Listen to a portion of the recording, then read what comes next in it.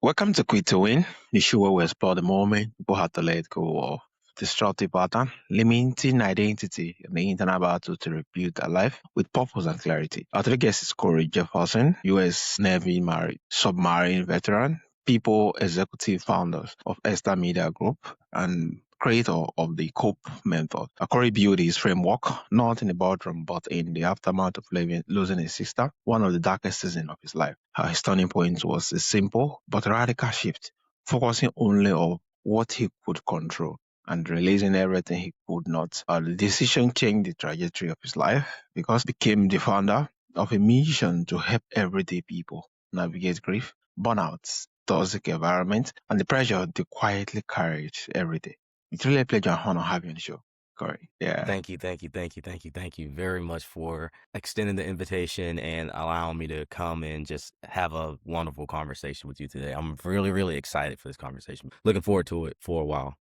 Yeah, thank you so much, Corey. So, Corey, you lost your sister, and for a while, you did not. You did what most people do: are still busy, still productive, pretending you were okay. How long did that last before the weight of it up with you? So I lost my sister in July of 2025, so last year. And like you said, like most people, I just decided to stay busy and just throw myself into my work. And I never really took the time to just deal with a lot of those feelings and those emotions. And like most people, especially me having a military background, compartmentalization is key. Like it's big. Like they train it, they teach it, they expect you to utilize it. So that's kind of what I did. The only issue with compartmentalization is that most of the time when people compartmentalize, they're always putting these feelings, emotions inside of a box that's entirely too small. The box is too small. And I'm no different. I did the same thing. I put all these feelings and emotions inside of that box, and that box was entirely too small. And everything kind of came to a head in February. So my sister's birthday is February 14th. That's Valentine's Day. And I want to say from February 15th all the way into like middle of March, I really have no true recollection of like what exactly was going on because it felt like I was just going through the motions. Apparently, I had slipped into my first major depressive episode. So I didn't know I was in it until I was in it. And once I got in it, it became a point to where I was kind of forced to sit and deal with a lot of those feelings and emotions that exploded in that box because that's exactly what happened to me. My box exploded. It wasn't meant to hold all of that stuff in there because I still had past trauma from when I was a child. I still had past trauma from my time being active in the military. I still had past trauma from just everything, a lot of different situations in my life that I just never fully dealt with. And after a while, when you just compact that box, it just pops. And Yeah. that's exactly what happened to me. Yeah, that was really hard having to kind of compartmentalize it on the more like the set date came again and you lost control of everything. Also, you serve in a submarine, one of the most high pressure, confined environments a person can operate. What did that environment teach you about stress and coping that civilian life never could? So submarining is extremely difficult. It is. We hold ourselves to a higher standard.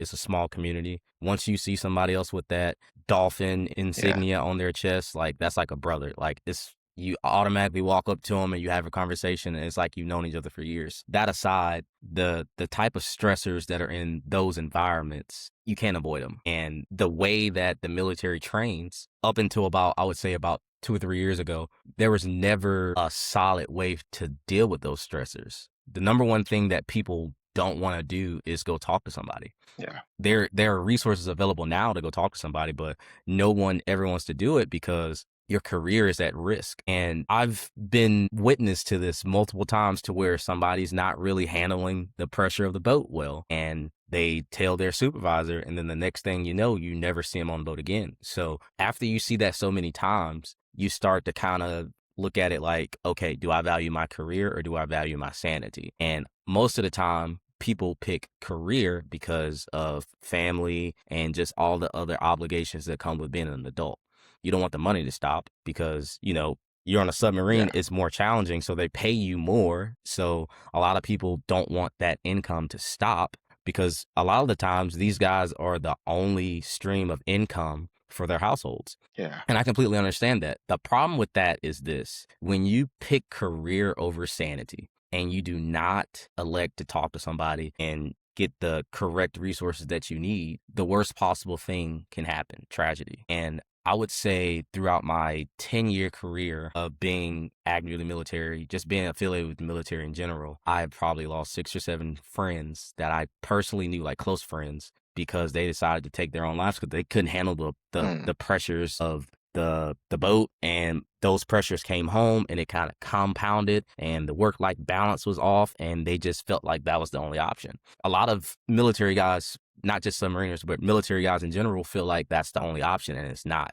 because they feel like that's the only thing that they can do, because a lot of these resources are frowned upon if you use them. Yeah, which a whole lot in here. The fact that, yeah, it was always addressed from this standpoint. Yeah, you don't have to show it, you don't have to look like it. Owing to the fact that, yeah, the money is coming through and it's pretty enough to actually cover a whole lot of bill, especially if you are the single person more like bearing all the weights in respect of finances, and which that really hinder a whole lot of persons from sharing until yeah, it marked the end of a whole lot, and it's really a whole lot. So your turning point was deciding to focus only on what you could control and release everything else out. That sounds simple. What made it hard, and what changed the moment you actually commit to it? So, like most people, I called myself a perfectionist. So the thing about perfection is it doesn't exist. It's a fallacy. It's an idea.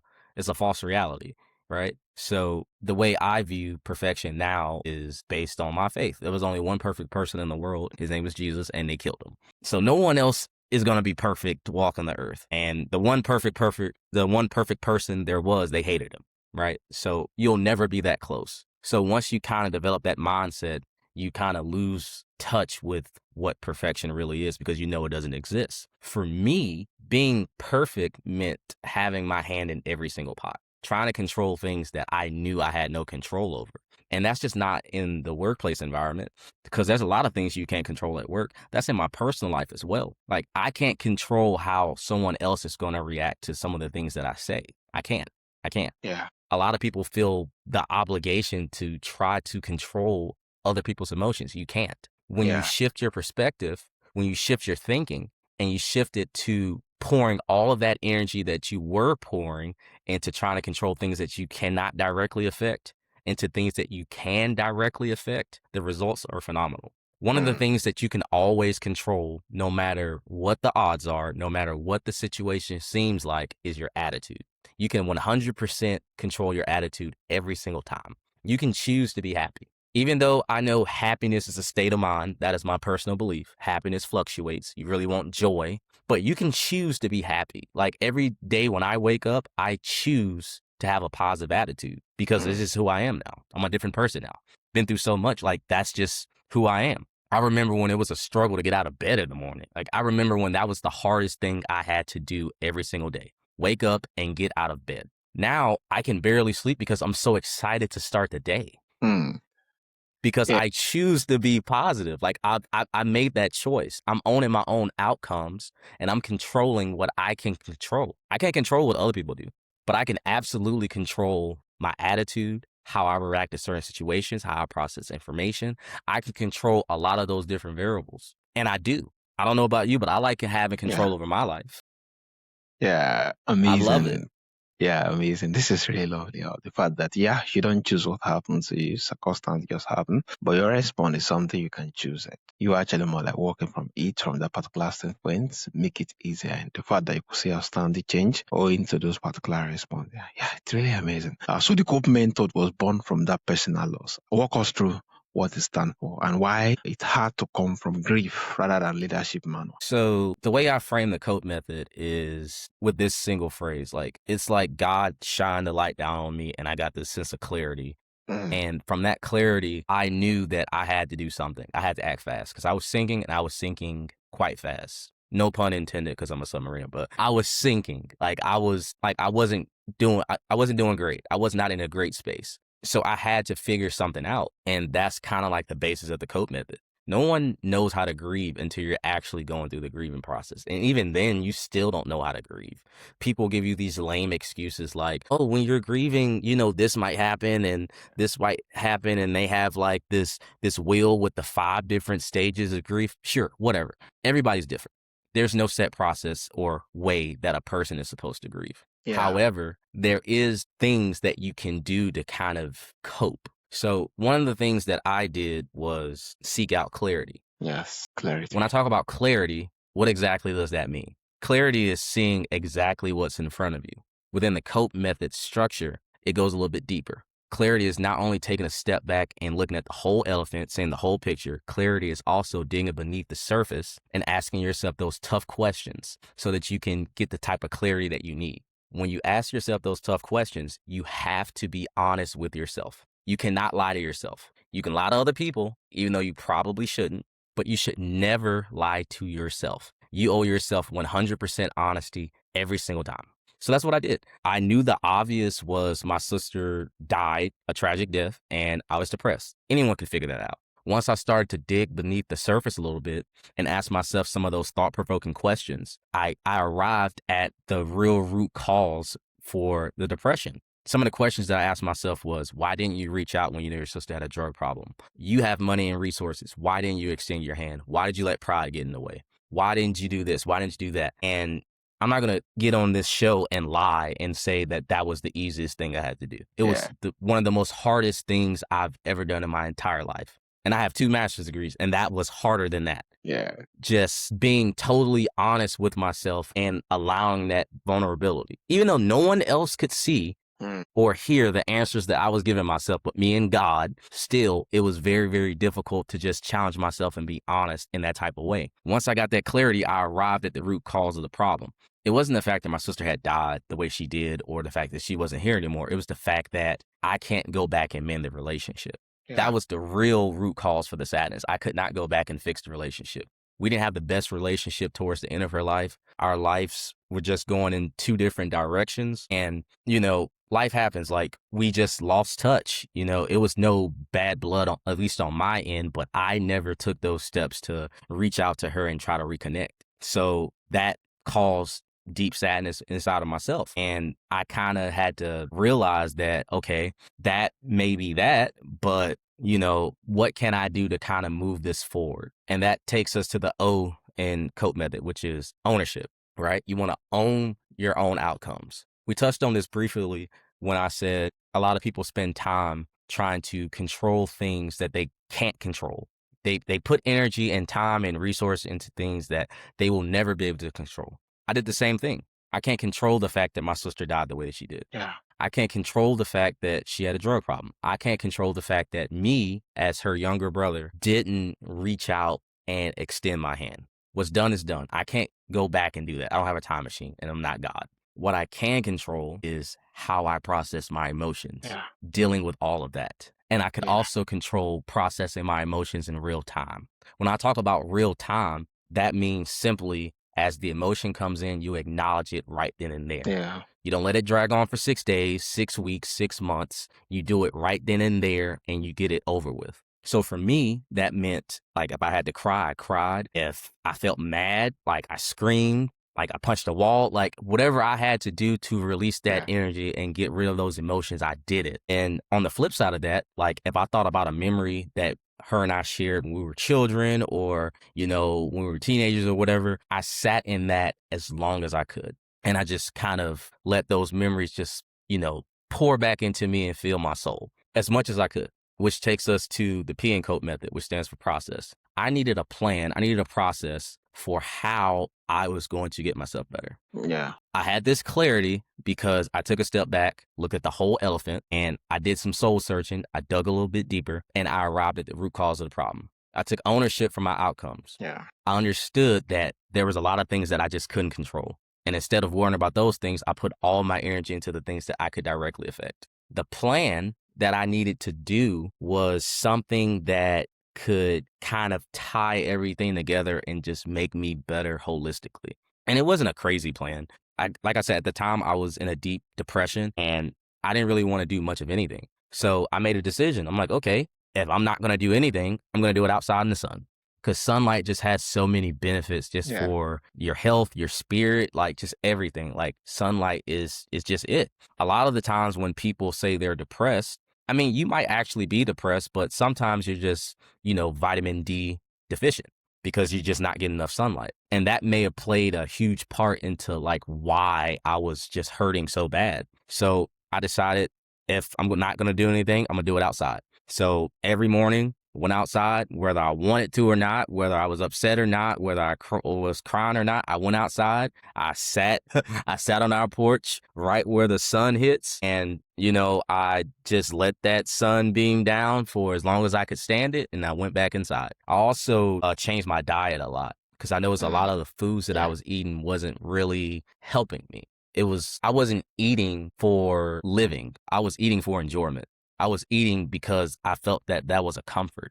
So I had to switch that up. I just started eating more natural foods and more fruits, vegetables, things of that nature. Also, I cut alcohol out immediately. I had to because I had started using alcohol as a crutch. It came to a point to where I felt the need to have a drink every single night. Like I couldn't function without having a drink. Even though I was in the bed most of the day, I would get out of my bed, walk downstairs, and make a drink. So I had to cut that out immediately. I'm not saying that I don't drink now, but what I am saying is I drink because I want to drink and not because I feel the need. And I'm more of a social drinker now. Like I'm not going to go downstairs and pour a drink after this interview. I'm probably going to be on my computer and work a little bit and then go to bed. So those are some of the things that were a part of my personal plan for how I was going to get myself better. And that takes us to the last part of the COPE method, which is the E. And to me, that is the easiest part of the COPE method because you have this clarity. You took ownership of your outcomes. You have a plan for how you're going to operate. You have a process. The easy part is executing. You just do it. You just do it. You don't wait. You just do it. You put one foot in front of the other and you just do it. This is where a lot of people miss the mark because they'll spend a lot of time and get clarity. They'll take ownership of the outcomes. They'll have a terrific plan or a process for how they're going to operate. And then they just don't do anything. They just don't do anything. They get scared. They let fear make the decision for them. You can't let fear make a decision for you. Fear is a disease caused by the thought of failing and improper planning. If you take away the thought of failing and you have a plan, really, if you have a plan, the thought of failure shouldn't even be in your mind because you worked out all the kinks. So if you remove one or both of those variables, ideally both, fear shouldn't exist. I'm not saying fear is not going to be there. Like fear is in all of us. But what I am saying is you can control it. You have to make a decision every day to wake up and fight fear. I do it. I do it daily. I have to. Fear is the thing that wants me to go in that room and lay in that bed and be miserable every single day because my sister is gone and I can't do anything about it. That is what fear wants me to do. Yeah, amazing. Which this is really robust. Do you know what I tell fear every day? I tell fear, no. I put on a boot and I kick fear. I make my own choices. Fear does not make any choice in my life. I'm in control of my own life to a certain extent. Fear doesn't dictate the moves that I make. It doesn't.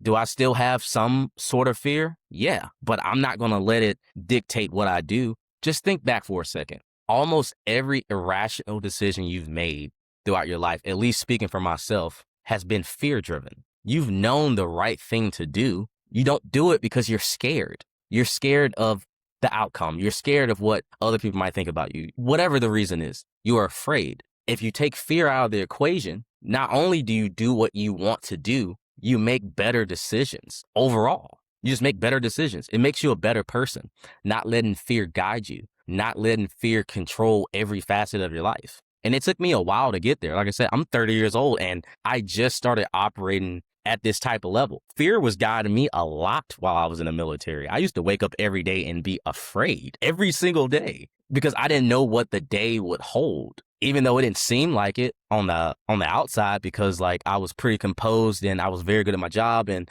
I'm doing all the things. But on the inside, I'm dying because I'm like, oh my God, I don't know what's going to happen next. Like, hopefully a fire doesn't break out because I know I'm going to have to run here and grab this hose and then I'm going to have to go this, like just all the different things. That's fear. Yeah. Amazing. That's the thought of failing and not having a proper plan, not trusting my training. Yeah. That's what amazing. that is. Amazing. Thank you so much for sharing this particular. Yeah, it's really lovely. Clarity, ownership, process plan, and execute and having to kick fear. Yeah, it's really amazing. Thank you so much for sharing your heart with us. So you say people connect more with honesty than perfection. What has been publicly honest about your own grief and struggle cost you? I would say, honestly, I would say it has cost me nothing. Absolutely nothing. If anything, I have benefited from it. Like, you have some people that just don't care. Like, my personal philosophy is if someone doesn't care about something today, they're probably not going to care about it 6 months from now. And some people just operate like that. The way society is moving right now to where there's so many things happening, people just become numb. You see something and you just become numb. So when you hear somebody struggling, you're numb to it. It's not that you don't actually care. I mean, you may not care, but on the other flip side of it, just may be numb, and that's okay. Speaking of costing me anything, I remember when I was candidly honest with my other group of executives at the company that I work for. And I basically, before our weekly leadership meeting, I just stood up and I'm like, hey, listen, so I know I haven't been doing a great job, or if you guys may think I've been doing a great job, but I've been struggling. And, I just came out of this depression and I just haven't really known how to deal with it. And, I was just honest. I was vulnerable in that moment. And to say that everyone received that honesty and like took it for what it was, I'd be lying. A lot of people didn't care. A lot of people probably saw that as a sign of weakness, but I don't. I see it as a sign of strength. Now I'm able to command rooms. Now I'm able to act with more intention because people know that I care. I was able to be vulnerable first. Yeah. Yeah, I think this is really lovely being vulnerable first. You give others permission to be vulnerable to into the fact that, they've seen you does it. And the grief is really a whole lot. And it's something that doesn't go away. Something you just have to learn how to live with and actually more like keep making the conscious decision every now and then. Yeah, it's really amazing. So you name your company our Esther Media Group. Who is Esther to you? And what does that name carries in everything you built? I love the fact that you asked this question. I think out of all the podcasts I've done, you're the first person to ask me what Esther means to me. So Esther holds a very, very special place in my heart. Esther is actually my grandmother's middle name. Oh, Yeah. So like I said, a lot of intention went into just everything. Like if you look at my shirt here, the Esther Media Group polo here, you got a little bit of everything in here. So my grandmother's favorite color was purple. Mine is orange. And one of my sister's favorite colors was blue. So I kind of put a lot of intention behind it because I kind of wanted a piece of everybody in this company because it's not just my legacy. Like it's called Esther Media Group for a reason. My name isn't Esther. It's an ode to her by naming the company after her, but with the work that I'm doing, it's an ode to not only her, but to my sister as well. Because like I said, a lot of the stuff that I do is free. I don't charge for a lot of the stuff that I do. I probably should. The P&L doesn't look great all the time, but like a lot of the stuff that I do as far as like speaking and mentoring, like I do that because it's part of my purpose. Like I just feel like I have to do it. I have to do it not only for myself, I have to do it for my grandmother. I have to do it for my sister. I think oftentimes when I sit back and reflect, I'm like, okay, if your sister was here right now, what would she say? What would she think about the work that you're doing? And up until I would say a few weeks ago, I didn't have an answer to that question. Now I do. My sister would be proud that I'm carrying out this mission. I'm doing a lot of different things in her name, and I'm not letting her die in vain. Every time I have a different podcast that I go on, her spirit lives on because that is what I talk about. Every single time. I have no issues with talking about it because that is how I personally cope. Every podcast for me is a coping session. That is how I cope with the loss. Yeah, thank you so much. This has really been amazing now. So lastly, toxic workplace and burnouts at record level. What is one thing people in those particular environments keep doing that make it worse? And what do they need to quit first? So I think a lot of the times people don't feel like they can take time off. I know for me, when I was in the military and even when I got my first civilian job out of the military, I didn't feel like I could take time off. I felt like if I take time off, I'm going to come back and I'm going to be behind. If I take time off, maybe I'll come back and I won't have a job. And for some people, that may be a reality, but it's not a reality for everyone. I tell people all the time, you have to be you have to be intentionally selfish with your time sometimes. You have to make that space for grace. You have to pour into yourself. because a lot of people are running on empty batteries. Mm. A lot of people are running on empty batteries. A great friend of mine told me once, because I was running a little empty myself with just all the stuff that I've been doing with EMG. And she said to me, she said, how can you pour into other people if your cup is empty? Ooh, yeah, Simple as that. And I thought about that and I'm like, man, I go around, I talk about, burnout and taking care of yourself. And, just because I love what I do, I'm not feeling it, but like I'm approaching that point. I have to take some time for myself. So I cleared my schedule the next day and I did the things that I enjoy. I went outside and I played with my dogs. I cut the grass because I like cutting grass. I watched a few episodes of Will Trent on TV. Like, I did things that I enjoy. And I turned my phone off. I didn't answer any phone calls. I didn't respond to any emails. Like, I poured into myself that day. And then the next day when I came back, as far as like picking up my normal day-to-day schedule, I had more energy. So I yeah, think a lot of people just don't feel like they can take the time off of work. Second thing, usually with burnout, people equate burnout as far as like not having any energy left to a job well done. mm, People equate being tired with I did my job very well today. Absolutely not. In an 8-hour workday, I guarantee you no one works 8 hours a day consistently. You don't, because you're going to go to the bathroom, you're going to go to the water cooler or the yeah, coffee pot, and you're going to talk to people, you're going to eat lunch. If you can have your phone at work, you're going to get a text, you're going to get a call. Out of an 8-hour workday, you're probably realistically doing 4. yeah, so true, so true. People are working themselves to death and equating that with success. The problem with that is this: you have to measure success by your own standards. There's no generic template for what success is. Success is whatever success looks like to you. Success to you may look different than success looks like to me. For example, I'm a founder of EMG. Success to me doesn't show up on the pen. Success to me shows up in the impact that I have on people that I interact with on a day-to-day basis. That's what success looks like to me. The ability to talk to a person that may be struggling or offer a helping hand or advice and, help them carry their cross. That is what success looks like to me. Seeing them come out on the other side of that. You can't put a price tag on that. That's not going to Yeah, pop up on a P&L report. yeah, yeah. Thank you so much, Corey. This has really been amazing. Yeah, taking time off to do what you love, and also success is not a bit. So, how many of those hours and every of those energy put in? Yeah, this is really amazing. And thank you for sharing your heart with us. Also, for my audience who would love to reach out to you, connect with you, or follow your various media, how can they reach out and where is the best platform? So the best platform right now is to reach out on X, and our X page is at Esther Media Group, and group is spelled GRP. Again, that is at Esther Media Group, and group is spelled GRP. Yeah, Also, if listeners want to head to our website, it's a lot of resources on there and a lot of information on there. It's going to be esthermediagroup.org. Again, that is esthermediagroup.org.